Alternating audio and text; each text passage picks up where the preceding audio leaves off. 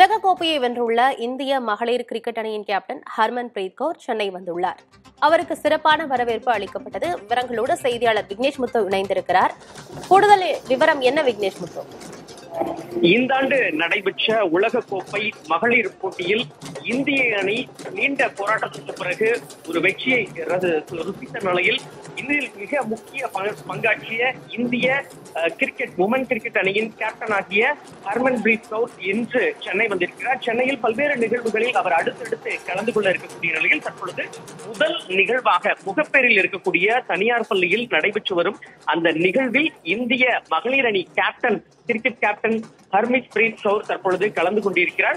அவருக்கு முதலாவதாக சாலையிலேயே பொதுமக்கள், விளையாட்டு வீரர்கள், பள்ளி மாணவர்கள் நீண்ட நெடிய தூரம் நின்று வரவேற்று அவருக்கு உற்சாக வரவேற்பு அளித்திருக்கிறார்கள். தொடர்ச்சியாக அவருக்கு ஆள்நீர மாலை அணிவிக்கப்பட்டு இந்த தனியார் பள்ளியில் நடைபெறும் நிகழ்வில் இளம் வீரர்களுக்கு, பல்வேறு துறைகளில் சாதனை புரிந்த இளம் விளையாட்டு வீரர்களுக்கு நிதி உதவி மற்றும் அவர்களை பாராட்டும் நிகழ்வில் கலந்து கொண்டிருக்கிறார்.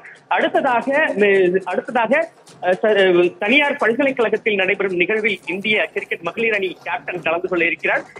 இந்திய மகளிர் அணி கேப்டன் இந்த 36 வயதில் இந்த சாதனையை படைத்திருக்கிறார். மிக முக்கியமாக இந்திய கிரிக்கெட் அணி இந்த உலகக்கோப்பையை கைப்பற்றுவதில் இவருடைய பங்கு என்பது முக்கியத்துவம் வாய்ந்ததாக பார்க்கப்பட்ட நிலையில் அவர் இன்று சென்னை வந்திருக்கக்கூடிய நிலையில் விளையாட்டு வீரர்களுக்கு உற்சாகம் கொடுத்திருக்கிறது. மிக முக்கியமாக இந்த மகளிர் அணியை பொறுத்தளவு ஏற்கனவே பிரதமர் நரேந்திர மோடி மற்றும் முக்கிய தலைவர்கள் நேரடியாக பாராட்டினர். அண்மையில் கூட பிரதமர் நரேந்திர மோடி தன்னுடைய இல்லத்துக்கு வரவேற்று அவருடன் கலந்துரையாடி தொடர்ச்சியாக இந்த பயணம் என்பது, இந்திய மகளிர் கிரிக்கெட் அணியின் பயணம் என்பது ஒரு உற்சாகமாக அடுத்தடுத்த பல்வேறு இலக்குகளை எட்ட வேண்டும் என தெரிவிக்கக்கூடிய நிலையில் இந்திய மகளிர் அணி கேப்டன் இன்று சென்னை வந்திருக்கக்கூடிய நிலையில் ஒரு விளையாட்டு வீரர்களுக்கு ஒரு கூடுதல் மகிழ்ச்சியையும் ஏற்படுத்தியிருக்கிறது. ஆனந்தி, தகவல்களை வழங்கியமைக்கு நன்றி விக்னேஷ் முத்து.